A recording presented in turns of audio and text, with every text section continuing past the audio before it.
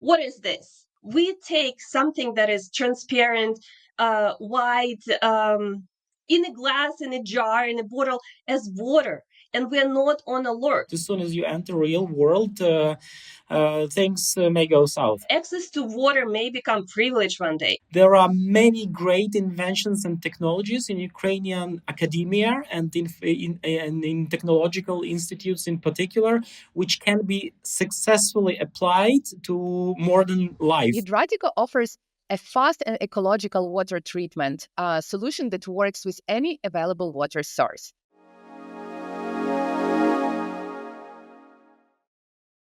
Hello, everyone. My name is Oksana Krikun, and I'm the host of Seeds of Bravery podcast, where we explore the journeys of promising deep tech startups.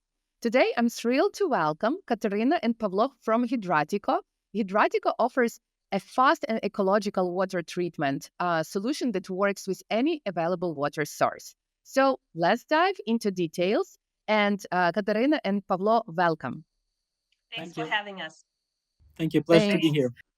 It's my pleasure to have this podcast with you, actually, because you are alumni of Booster Digital and Deep Tech Acceleration Program. And I'm really honored to have been working with you and will be working in the future as well.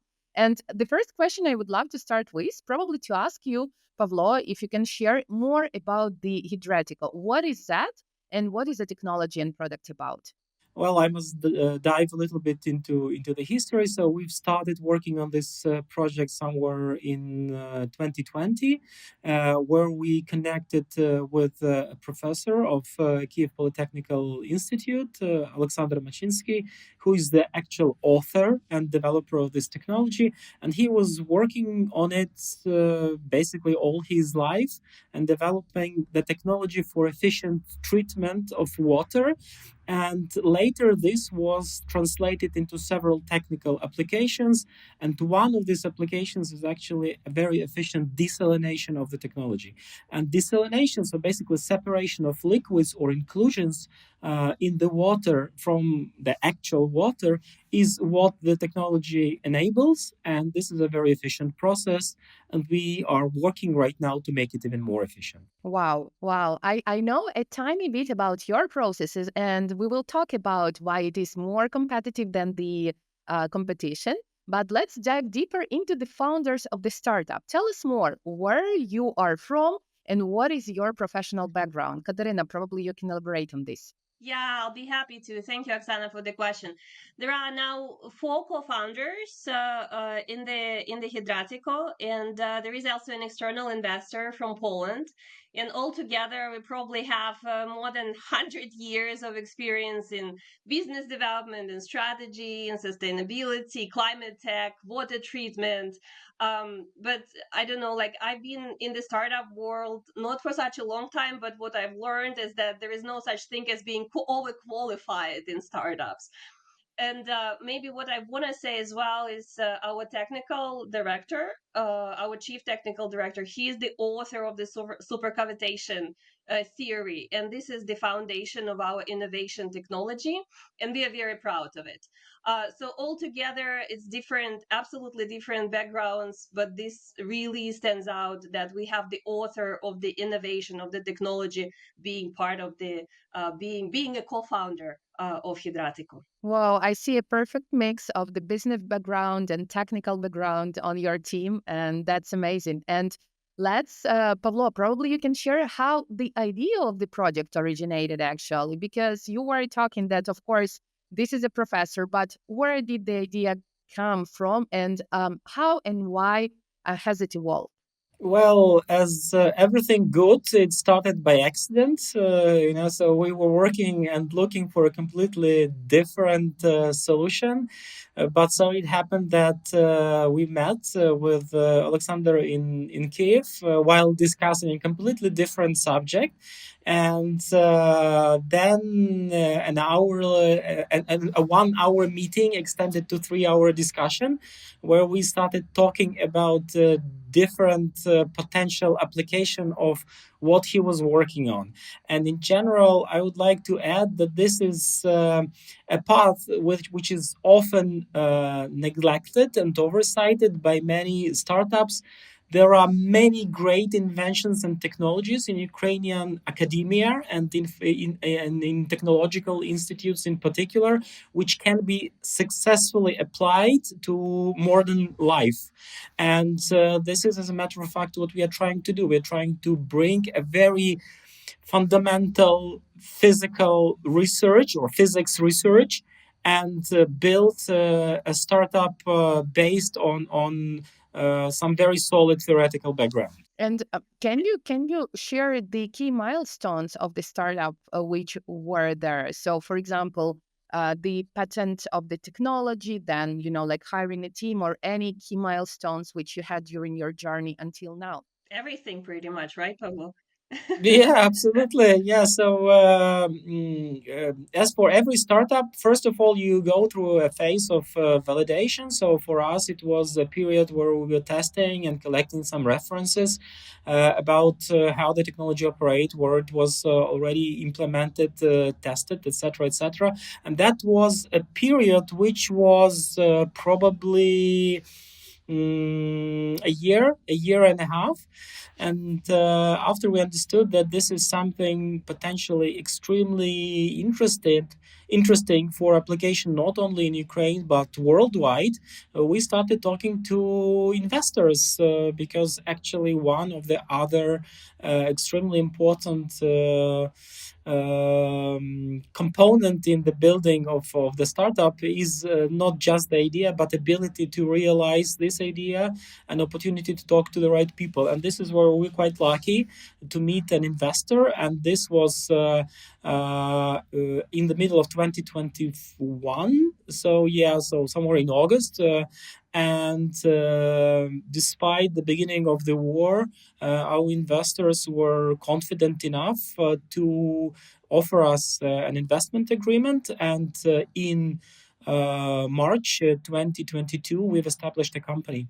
So from this perspective, we were secured with some resources to develop the technology further, to patent it, because that was also an extremely important step. So we already applied for a couple of patents and are currently developing further steps in IP protection strategy. But all in all, this has been a path for us to build a product and to enter right now a validation stage together with some potential customers. We spoke before the interview about strategies, right? Yeah, Oksana, like the one there's we like have upside here. down. There's like upside down. Yes, exactly.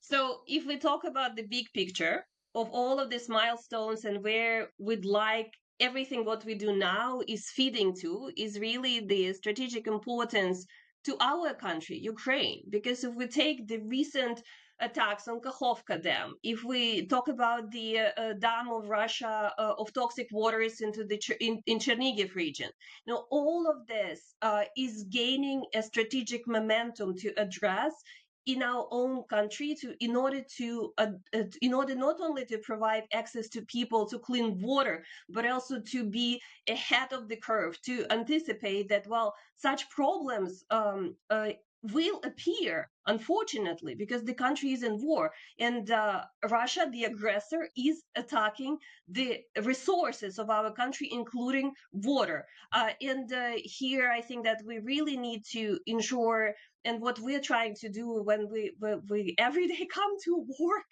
is to ensure that we also raise awareness that water should not be treated for granted and taken for granted.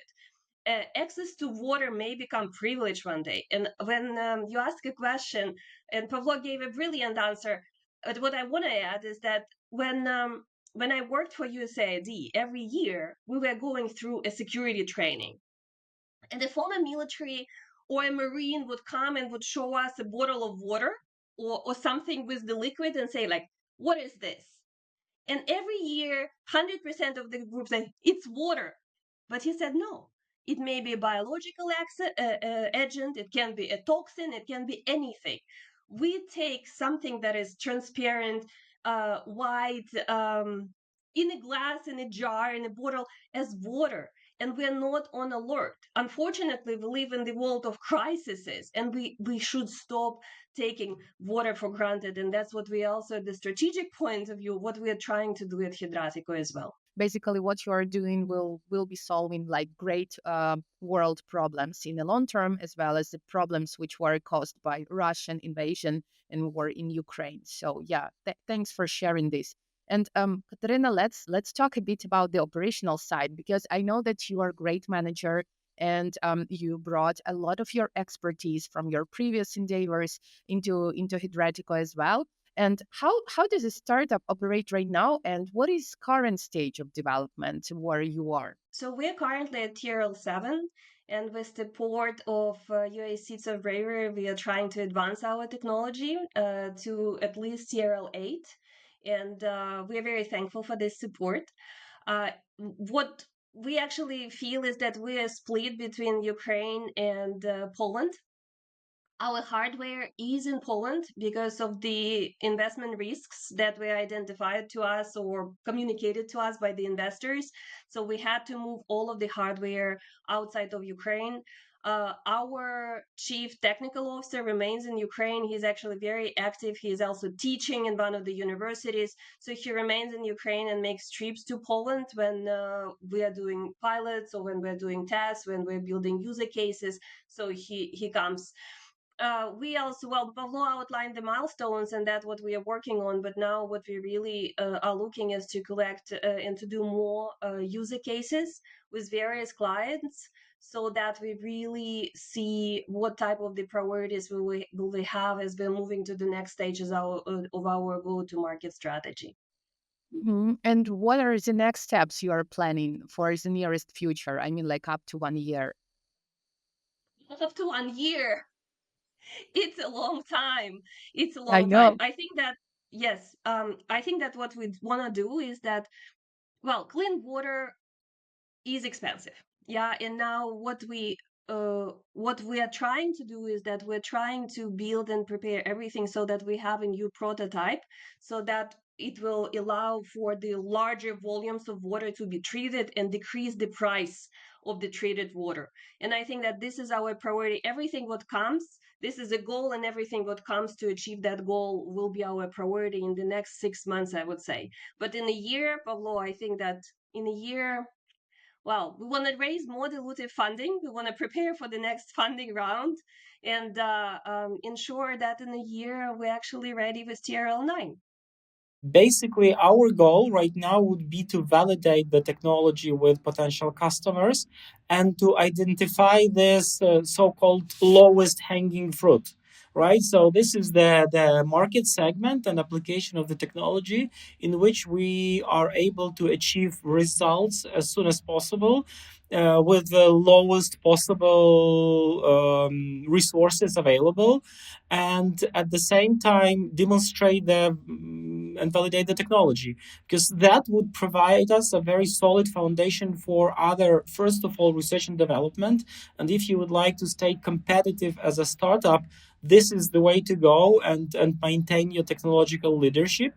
And second is actually secure some financing, not necessarily dilutive, but also secure some financing, maybe already from customers through these paid pilots. So that is not only strategic, but well, a survival goal for our startup in particular. Yeah, thank you so much for sharing this, because the scientists and to be startuppers and startuppers who are at the early stage, they need to think over this. So how to have this low hanging fruit, and probably how to raise the money from the clients in advance. So this is a great point which you mentioned. And I would love to make one step back and just return, Pavlo, to your comment about the technology and how you validated it and understood that you can go with this to investors, etc. Yep.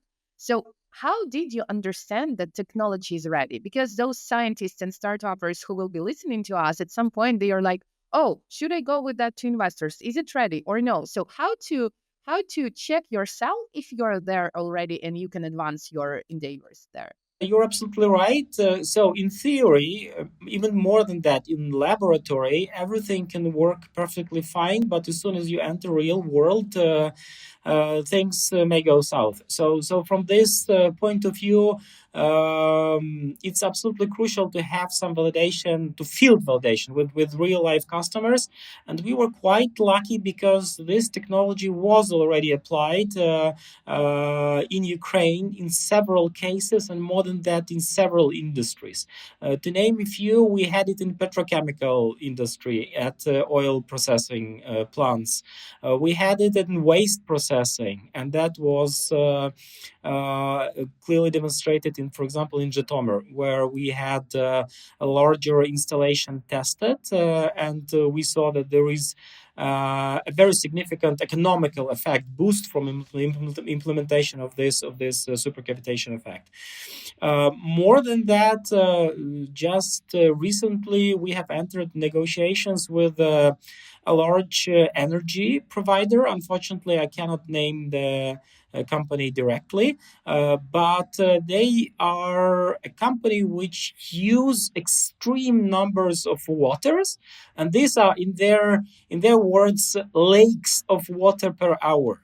Right, so you can imagine that this is hundreds and hundreds of thousands of cubic meters per hour, and one of the problem which they are solving is actually that most of that water evaporates. So you have to cool it somehow, and it's done right now naturally using these cooling towers, where everything goes into the atmosphere, and this is lost for them. So they are extremely interested in decreasing the amount of water which escapes their system.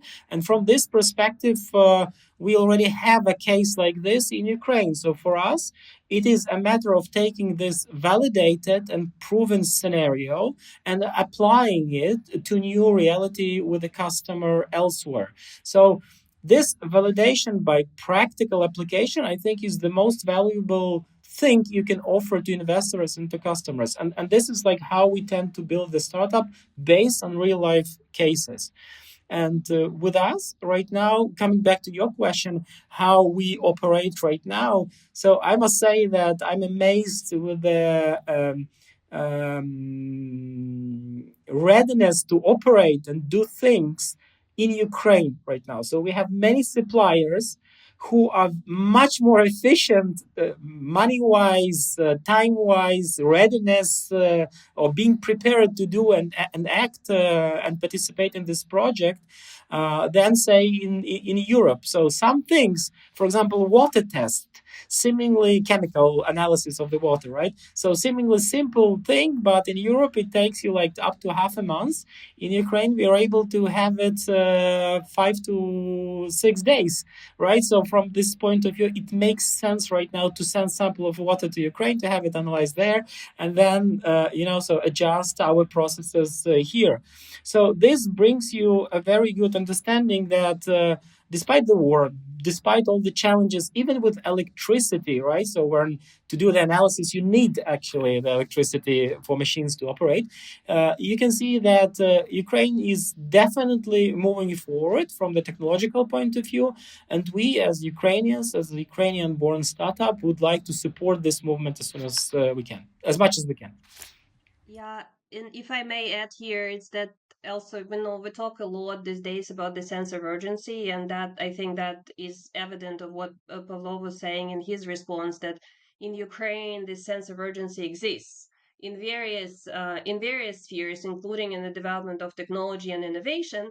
While, and of course, war or crises in general, they give a push to the sense of urgency, and the farther you are from a certain crisis or a certain living situation like war, the less of urgency you have. And here there are, I think, resources like water, where we cannot afford that attitude. That because not many people believe that European Union, for instance, has a problem with the water resources and the water scarcity.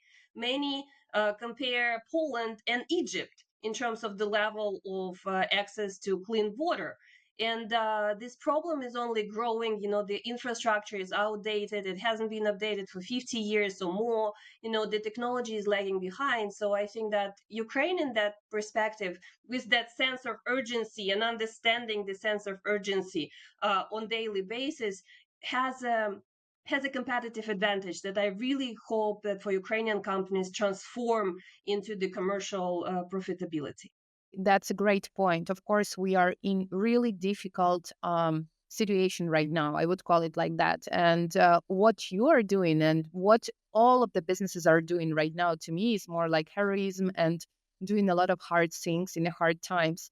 But as you highlighted, right now it's the time where we can make this quantum, like uh, like to bridge this huge gap and jump into the future already. So that's what you're doing and what all our guests are doing too, and deep tech startups who are at Ukrainian arena right now. So thanks for highlighting that.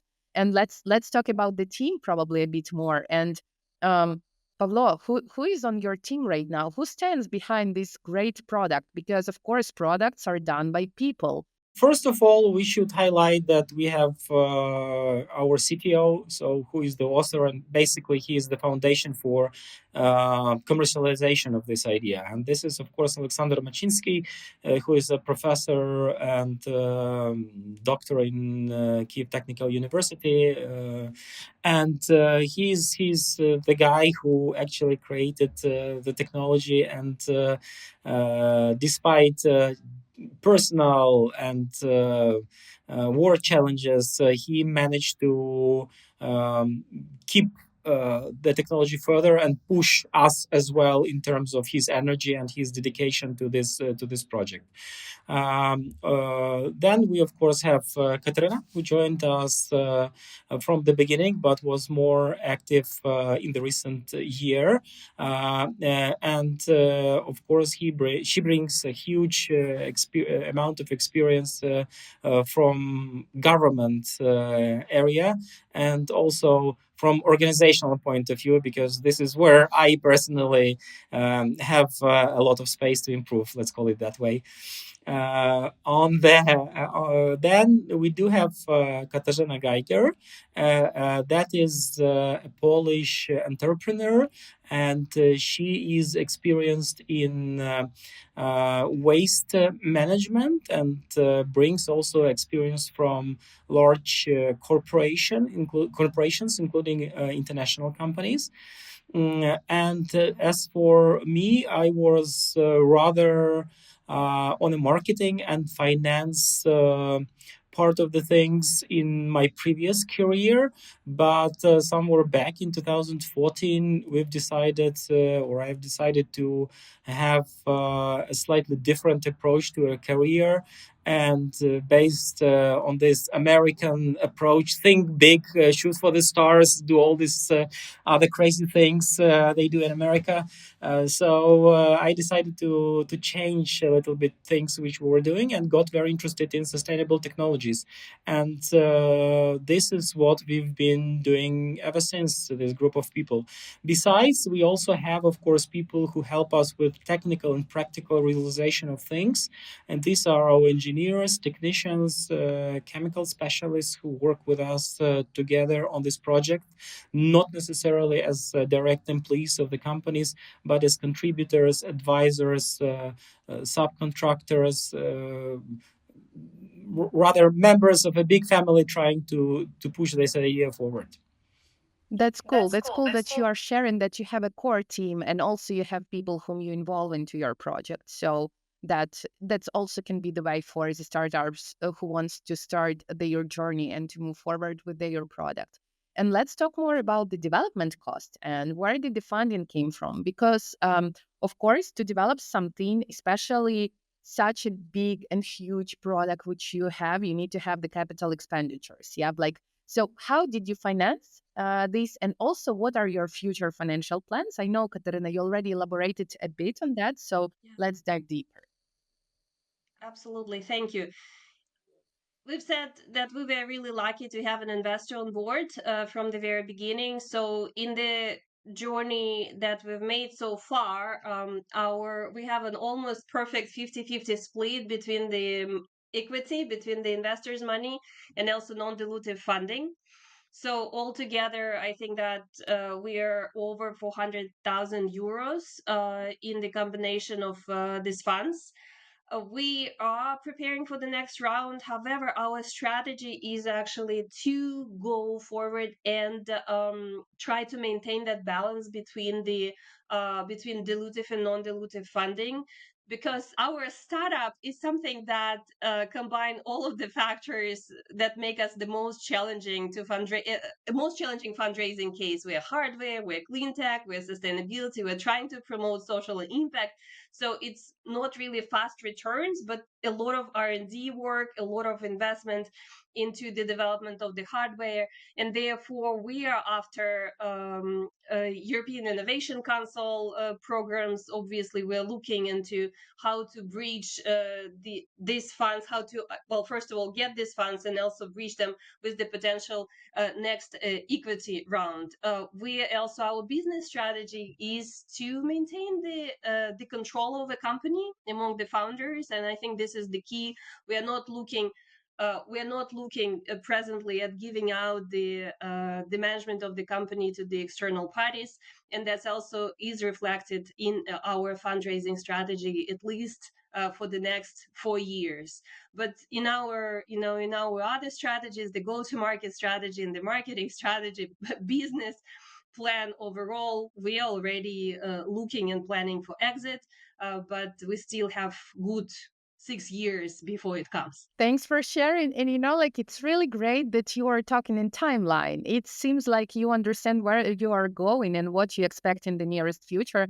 And thanks for highlighting that you are not ready to give the shares of the company, for example, for investors later at the stages in this big, huge amount. Because I think that a lot of startups need to understand it at the beginning, which type of strategy do they select and why it's crucial. Of course, I will not stop by here because there is a plenty of information on how to structure all of that, but thanks for highlighting that.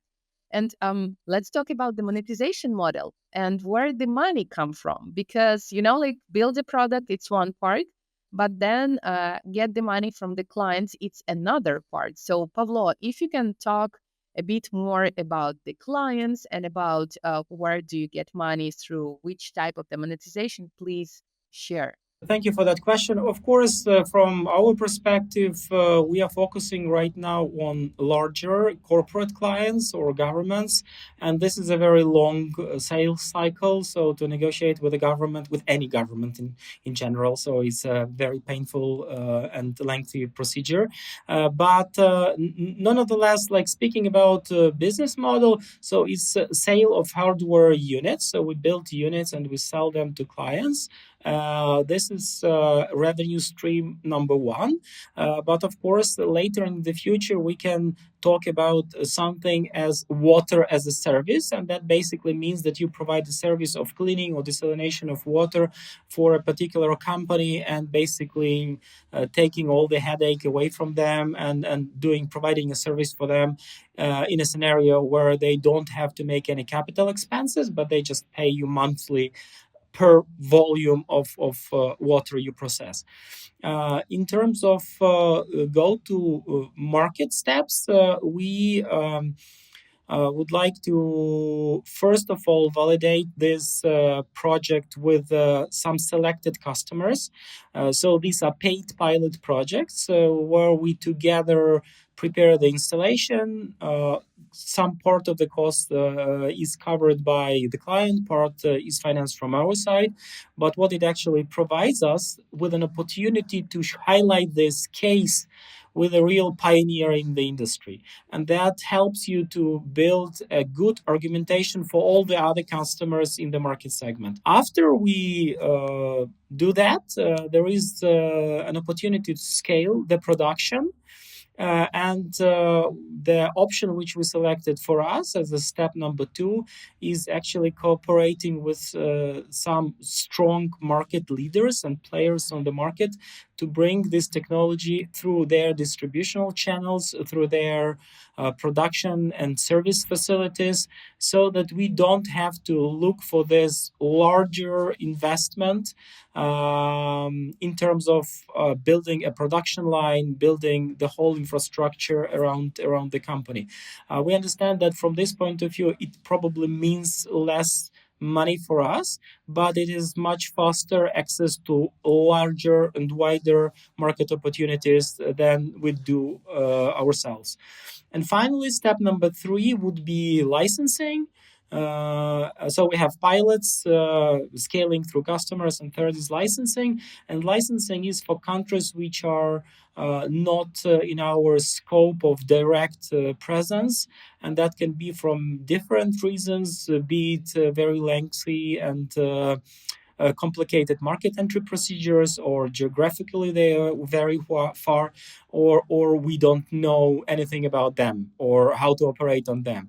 And this is where we would probably be much more efficient talking to potential licensees who can take our product, our technology, and operate with it in a specific market segment or geography.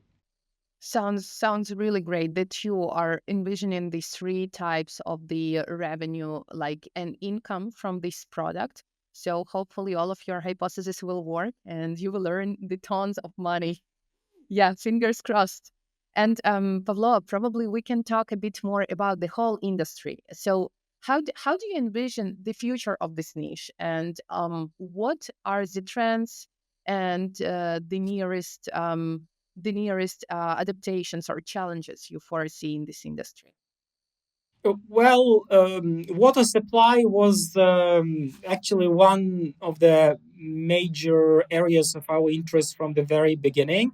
I probably mentioned that I'm a marketing guy, so for me, we all like, well, all right. So all those people who went through some type of economic education or institutes, right? So we remember this theory of human needs by Maslow, often represented in the form of a pyramid. And this is like maybe fun fact that he never designed it in the form of a pyramid. Yeah, so that was actually a graphical designer who was working on a book, and then he said, "All right, so how do I visualize all these things?" And he suggested this model, which became extremely popular. But nonetheless, if you look at the bottom stage, right, one of the first essential human needs is actually water. So we all drank water. Like there is zero people on earth who didn't drink at least like some water today. So this, from the point of view of need, and from the point of view, all right, marketing stuff right now, market is the largest customer base you can ever imagine, because this is a single one of us, right? So from this perspective, water will always be in demand. And this is actually the reason why we decided to enter into this market. It's not going to be affected by anything. More than that, given the global situation, whether we like it or not, we see global warming effect. We constantly see that the resources are getting significantly more and more limited. And right now in Europe, there are certain areas where you cannot use water to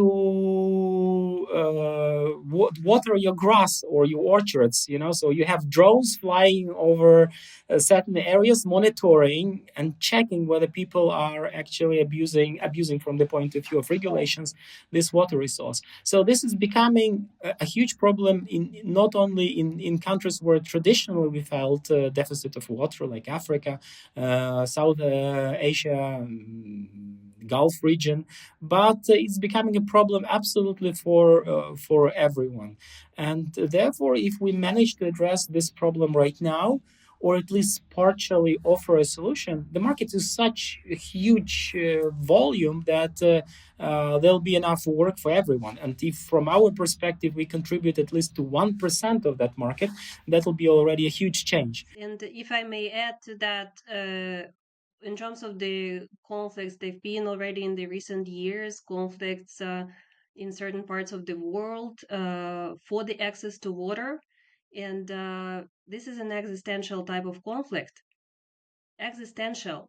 And there is no resolution unless there will be companies like Hydratico and many others who would bring the variety of solutions to the market to ensure that people have clean water, access to clean water. You know that this is Sustainable Development Goal of the United Nations, number 6, and the progress is being measured. But unfortunately, it's not so. The picture is not so optimistic, and probably it's a surprise. It also comes as a surprise to many that our rivers are becoming salty because of the human activity. And typically, when we talk about desalination technology, it automatically assigns people to seas, but never lakes and rivers. And when you show the statistics and you show the facts that in Europe, it's a huge problem that rivers and lakes, the water in rivers and lakes is becoming salty and salty by year, and therefore is not usable in agriculture and domestic use and for many other traditional needs. It is a problem. And this is growing unless the realization comes that we have to find solutions. It may be regional, it may be global, it may be multi-layer, but it's not discussed. It's not even discussed enough to raise awareness to everyone how urgent this problem is. I'm super happy that we have you in Seeds of Bravery project as well, and we can help your technology to develop, because in this way we contribute to solving more global challenges, and we help you to impact the world. So that's amazing.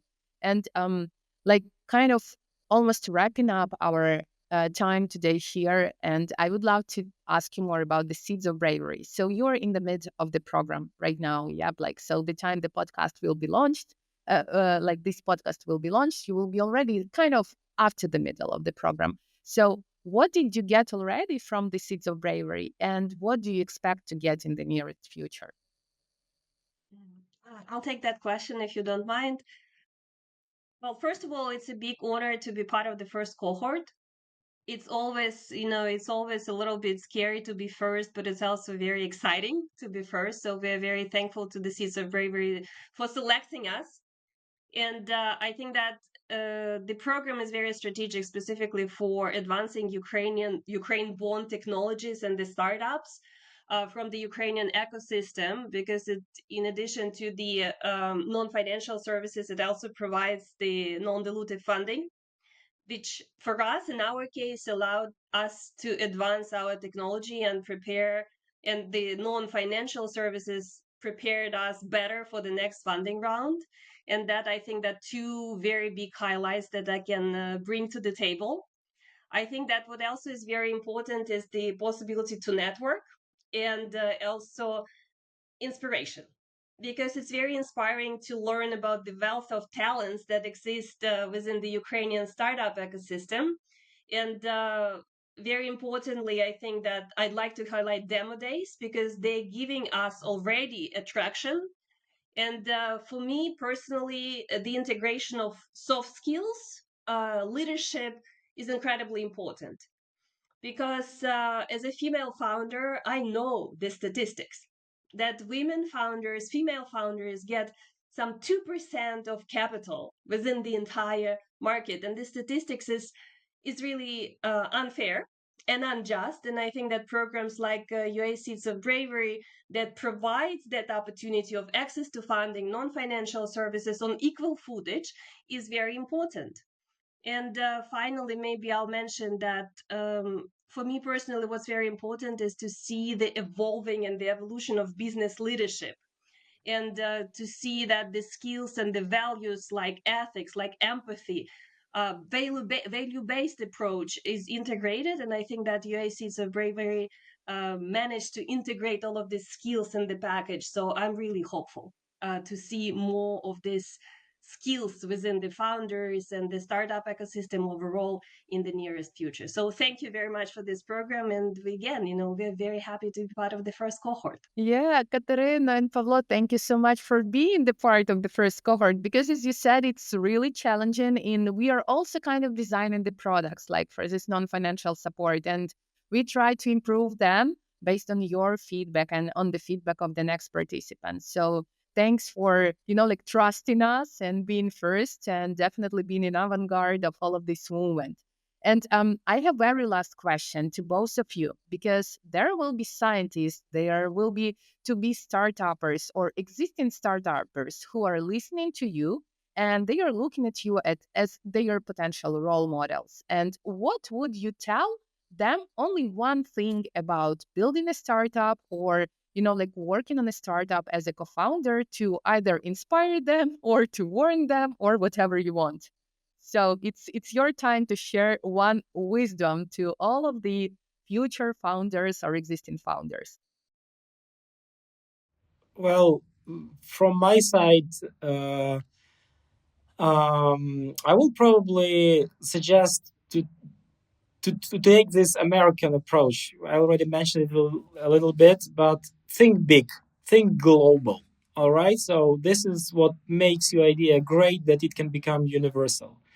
And if you fail, okay. So it's not about how many times you fall; it's about how many times you rise, right? So, but think big, because life is short, and it's not a good way of spending your time on something small, right? So try to shoot for the stars, and that's probably one key message which I would suggest to our listeners. Well, I'll probably respond with an example.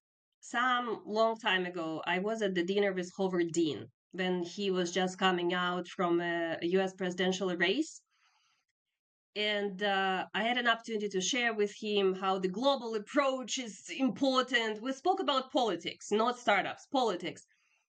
And he was nodding along, saying, "Yes, yes, yes, you're right. But never forget, everything's local." So, so if I add to what Pavlo was saying, it's incredibly important to think globally, but also not to forget that every day we wake up and we want to see small victories. And especially in a startup, and I speak to my experience, I know what our goal is, and I know that this is a noble goal, and we really do believe in the social impact of our particular technology. However, I'd like to wake up every day and I'd like to close my notebook in the end knowing that there was a small victory, be it a conversation with children at school about clean water, or a presentation in a tech or demo day, or it can be a participation and awareness raising in a conference about the global climate changes that are all upon us. So everything counts, and I think that many people in the startups, they're very demanding to themselves, and I really would like to recommend them to think every day about the small steps towards a bigger goal, and a strategic goal that they're trying to achieve, to be motivated, to be inspired, and also not to forget to share that experience with others. And that's something that Oksana already told you. This is the reason why I like UA Seeds of Bravery approach, because you were involving Ukrainian experts from around the globe, wherever they settled. And that's also very important, because this is a recognition of Ukrainian expertise that already exists around the globe, that can be brought to the local action. Let's put it this way. Global goals, but baby steps every day. Yeah, like think global, act local. And yeah, baby steps every day. And Kateryna, thanks so much for highlighting, because as a person who is forming this program, I understand that we are shooting for the best stars from Ukraine around the world to, like kind of get them back to the roots and get them back to help our Ukrainian startups. And we are really happy that we have amazing mentors around the world who are helping Seeds of Bravery project. And by the way, we are always looking for the best mentors to join us to help such startups as you are. So, all in all, thank you so much for your time today. It was my huge pleasure to talk to you once again and to hear more about what drives you, how you started all of that. And big thanks to you on what you are doing, because you're solving one of the world's problems and you're working on such a huge scale. And your product, as Pavlo you said, is one. It has the audience of the whole world. So hopefully, like you can contribute a lot to the world water health at all. Thank you so much. Thank you very much for having us. Thank you. It's a pleasure to be here. Thank you for this interview. It was a pleasure. Thank you so much for being with us today and listening to this podcast. Listen to more podcasts on YouTube of Seeds of Bravery, as well as other podcast platforms. See you later.